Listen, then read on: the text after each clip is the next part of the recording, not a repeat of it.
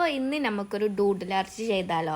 ഇതുപോലെ സ്ക്വയർ ഷേപ്പിലൊന്നും ഇങ്ങനെ വരച്ചെടുക്കാം. ഇപ്പോൾ ട്രെൻഡിങ് ഇതല്ലേ ഡൂഡിൽ ആർട്ട്, സെൻറ്റാഗിൾ ആർട്ട്. അപ്പോൾ ഞാനും ജസ്റ്റ് ഒന്ന് ട്രൈ ആക്കി.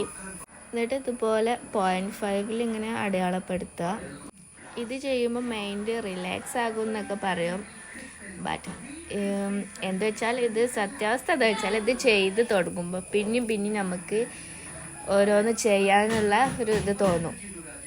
ഞാൻ ഡോട്ടിൽ നിന്ന് ഈ ഡോട്ടിലേക്ക് ഇങ്ങനെ ലൈൻസ് വരച്ചു കൊടുക്കുക.